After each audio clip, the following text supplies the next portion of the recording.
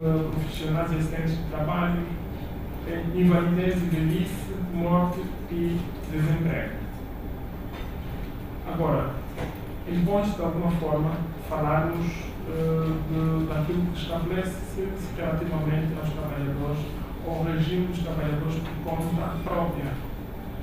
Os trabalhadores por conta própria também têm de alguma forma essa garantia de fazerem contribuições pessoalmente, porque sabemos que ao nível do nosso país, ao nível do Estado angolano, existem trabalhadores que são vinculados a determinadas entidades, públicas ou privadas, mas também existem aqueles que de forma isolada e sem qualquer vínculo laboral têm um rendimento mensal e precisariam, precisamente, quando estivessem aposentados, ter algum tipo de prestação a nível do Instituto Nacional de Segurança Social.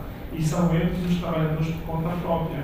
Este grupo assenta-se ou inclui-se os cozinheiros, os pedreiros, que não estejam vinculados a nenhuma outra entidade, advogados, que também estejam na mesma situação, médicos, engenheiros, e vamos falar de todos outros tipos de profissões a título individual que não requer precisamente um vínculo com qualquer entidade empregadora. Portanto, este regime de trabalhador por conta própria encontra-se previsto pelo artigo 22, que estabelece o âmbito de aplicação pessoal, o artigo 22, da lei número 7/04. Okay? Este artigo estabelece que estão abrangidos por este regime trabalhadores que exercem atividade profissional sem sujeição ao contrato de trabalho ou outro contrato legalmente equiparado. Atenção, relativamente a esta questão, às vezes surgem algumas confusões. Por quê?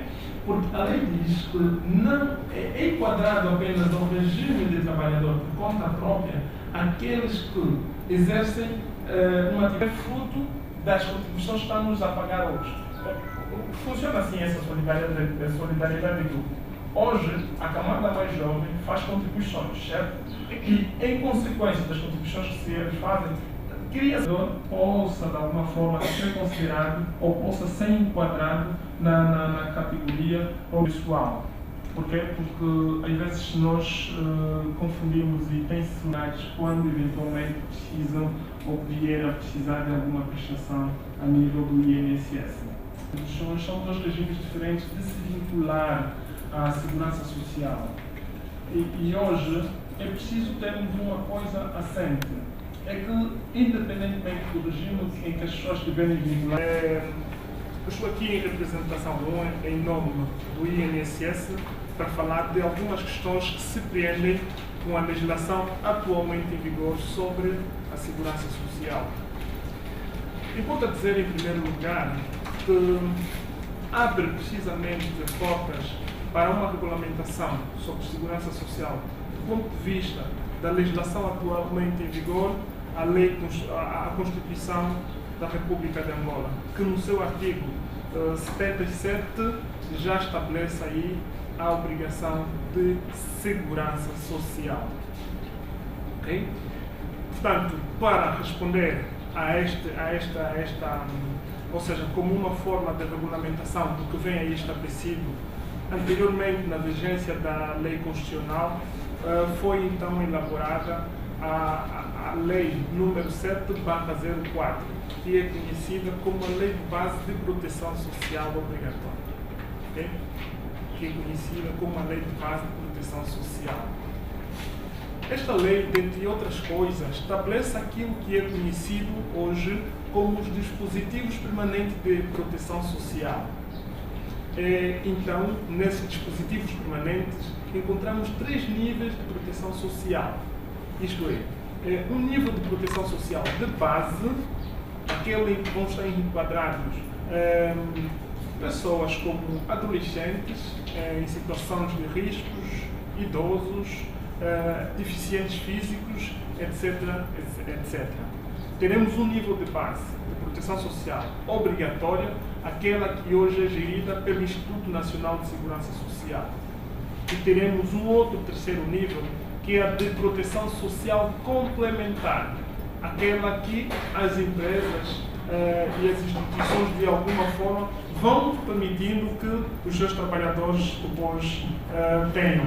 Porquê? Precisamente porque algumas vezes, devido à natureza da própria lei, as pessoas pensam e podem parecer que não têm uma proteção assim muito forte, na medida em que as pensões que são pagas podem algumas vezes se manifestar um pouquinho diminutas relativamente àquilo que as pessoas ganharam, na medida em que, do ponto de vista legal, se estabelece um limite de prestações a se pagar aos pensionistas de reforma, como é o caso, por exemplo, do artigo 10º da Lei 40, que estabelece que, o número 2 deste artigo estabelece que existe um limite de prestações que é de 35 ou 36 salários mínimos nacionais. Então, o que é que andou a acontecer? Existem empresas que pagavam salários muito altos aos seus trabalhadores, salários até a volta de 2 milhões de kwanzas, 1,5 milhão de kwanzas. O que é que se passou depois é que, porque andou a haver situações que de alguma forma pareciam fraudulentas, de acordo com a lei que foi elaborada em 2008, a Lei 40, ou Decreto 40/08, se estabeleceu um limite, um teto máximo para a atribuição dessas prestações, que passou a ser de 36 salários mínimos nacionais.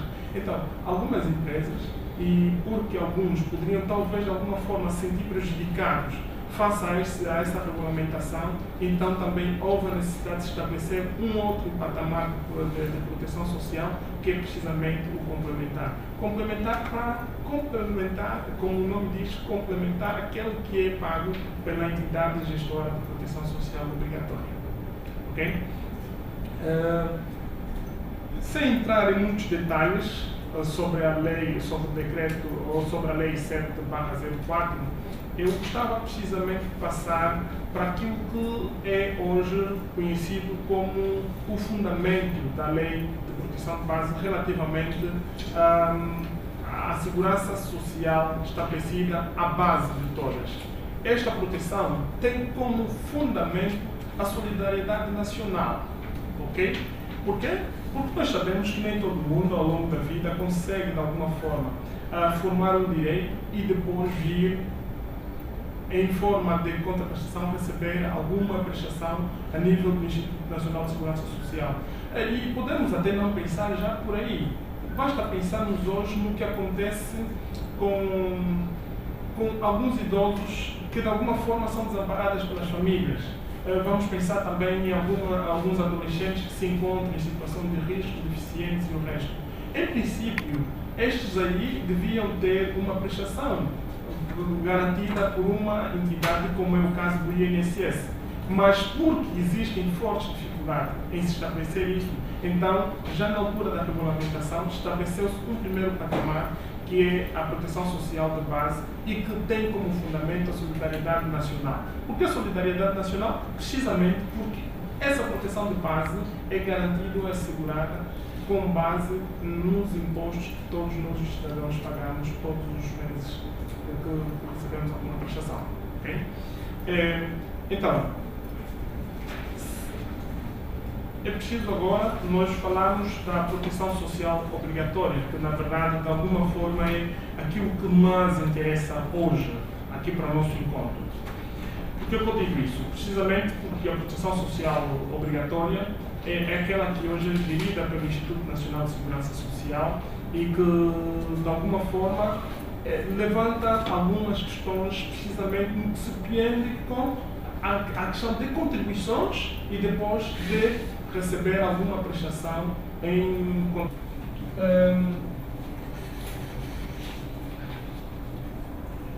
Instituto Nacional de Segurança Social, que no caso é o Ministério da Administração Pública, Trabalho e Segurança Social. Ok? Os trabalhadores, ou seja, os funcionários públicos. Não é? Segurança Social para todos. O Dr. Wilson falou sobre aqueles, detalhou muito bem a proteção social obrigatória, não é? conta, ou seja, para cálculo da contribuição a pagar, serão tidas apenas em conta no máximo de 35 salários mínimos nacionais. Ok? E agora, às vezes, eu vou falar só mais de duas questões que têm criado alguma confusão relativamente a essa questão, e eu penso que na altura que a lei tiver a ser aplicada na sua plenitude, vão continuar a ser feitas. Que também trabalham, que também têm famílias, que começam o seu dia a dia muito cedo a trabalhar, a lutar. A proteção social é sim uma necessidade. É um direito fundamental, é uma necessidade económica, é uma necessidade social, porque as pessoas sozinhas não podem enfrentar aqueles riscos sociais que nós mencionamos atrás. As pessoas precisam de ter segurança de rendimentos e viver com dignidade em todas as fases da vida, desde a infância, a vida adulta e também na reforma e também na velhice. Portanto, é importante nós fomentarmos as condições para que todas as pessoas trabalhem no setor formal da economia, incluídas estes 93 mil. Mas agora nós vamos ver, depois é que vão permitir fazer a contribuição, não é? Vamos passar. E sim, realizado. Sem ser realizado. Sim, senhor. Agora, mulher, será que as mulheres não têm trabalho digno? Uma senhora. Já está aqui esta senhora? Trabalho digno com justiça, condições de trabalho. A base da justiça. Ali, aquele senhor, como é que se chama? Desidério. Senhor Desidério, diga, cidadãos tenha direito à segurança social, não é? Sendo um direito humano fundamental, temos de ver como é que nós vamos contribuir. Porque o Dr. Wilson disse há pouco que o regime da segurança social, as pessoas que estão abrangidas, que são cobertas pela segurança social em Angola, são 75% são homens e 25% são as mulheres. Portanto, as mulheres estão numa situação de desvantagem. Isto significa que as mulheres ou não estão a trabalhar no setor, ou o que é que se passa? Deixa agora nós é que vamos refletir. Está aqui a perguntar quais são as implicações para as famílias com filhos e dependentes a cargo. O que é que acontece? No caso da velhice, hoje, de um modo geral, a situação como está, os avós é que recebem os filhos. Muitos filhos vivem com os avós e os avós é que têm que cuidar de netos. As pessoas, as empresas que não contribuem, os trabalhadores que não contribuíram, ficam sem proteção, ficam sem a reforma. Passam por uma situação de pedintes quando, ao longo da vida, trabalharam com todo o fulgor, tinham bons salários, tinham bons rendimentos. Segurança social para estes trabalhadores. Já relativamente à base de incidência dos trabalhadores por conta própria, a lei até diz, mas é que a questão não fica assim muito bem resolvida, porquanto a lei estabelece o regime dos trabalhadores por conta de outras, de alguma forma fala aí, de alguma forma assim, muito tímida, não é? Dos trabalhos que as empregadas de limpezas realizam nas casas dos seus patrões, como sendo eles que, no caso, ou no momento, são os músicos e compositores, bem como os artistas plásticos. Porquê? Precisamente porque é com alguma regularidade.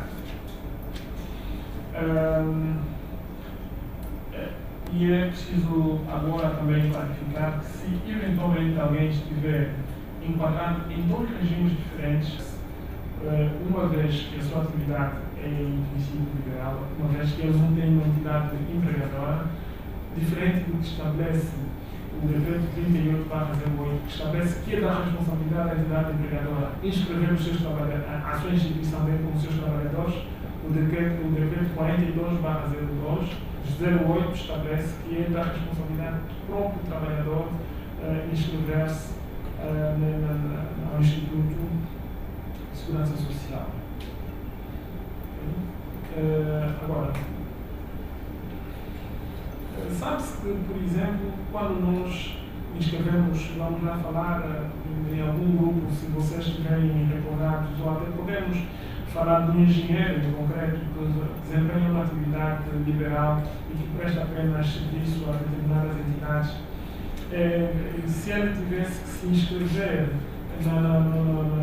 vamos a pensar que esse dever estivesse já a ser aplicado assim, na sua plenitude e ele tivesse que se inscrever ao Instituto Nacional de Segurança Social, em princípio, a participação de início da atividade dele mesmo seria feita por ele, ou seja, seria ele que deveria declarar ao Instituto Nacional de Segurança que eu, Manuel Almeida, comecei a atividade no dia X de Y. Por quê? Porque, precisamente, para se aplicar qualquer prestação a nível do Instituto Nacional de Segurança Social, precisa-se que as pessoas cumpram determinado prazo de garantia. Eu espero que, ao longo do nosso debate, falemos com alguma profundidade mais relativamente àquilo que hoje é compreendido como prazo de garantia. Porque, para qualquer prestação, não basta que esteja escrito. É preciso que a pessoa, no artigo 22, tudo isto é questões a virem a se aplicar, porque hoje, infelizmente, por falta de uma orientação do organismo de tutela, ainda não tem sido aplicada na sua plenitude. E nos casos, por exemplo, daqueles trabalhadores que não tenham esse documento de natureza fiscal, a data de início da sua trabalho é 3 de julho. Sendo certo que esses são trabalhadores que não têm sujeição a qualquer tipo de contrato, a não inscrição, esta não vinculação, é precisamente por força daquilo que estabelece o número 2 do artigo 20 do Instituto Nacional de Segurança Social, que no caso é o Ministério da Administração Pública, Trabalho e Segurança Social. Ok? Trabalhadores por conta de outrem. Precisamente porque a lei já estabelece um limite. O limite é que estes trabalhadores, esse decreto resulta de uma conjugação, de uma combinação daquilo que é o artigo número 59 e o artigo número 1 do 59 e número 1 do artigo 22 da lei número 7/04. E por isso é que no artigo número 2 deste decreto número 42/08 de 3 de julho, já se começa precisamente a estabelecer os pressupostos anteriormente estabelecidos na lei 40, na lei 7/04, como pressuposto para ser trabalhador por conta própria. E que são eles a atividade profissional sem sujeição ao contrato de trabalho ou um equiparado. E também que estes não se encontram vinculados ao regime dos trabalhadores por conta de outrem. Aqui esta lei, de alguma forma, com algum pendor mais alargado, estabelece afinal quando, e além desses que se estabelecem no artigo anterior, quais são os outros trabalhadores que poderiam ser abrangidos por esse regime. E fala-se aí dos trabalhadores liberais, organizados em ordens ou associações profissionais, desde que não estejam abrangidos, obviamente, por um outro regime de proteção social obrigatória. Eu já aqui, de alguma forma, disse, afinal, quais são as características de um contrato, ou quais são as características de um trabalhador por conta própria. Porque é que eu disse isso anteriormente? Precisamente para se evitar qualquer tipo de confusão. Hoje, mesmo algumas empresas têm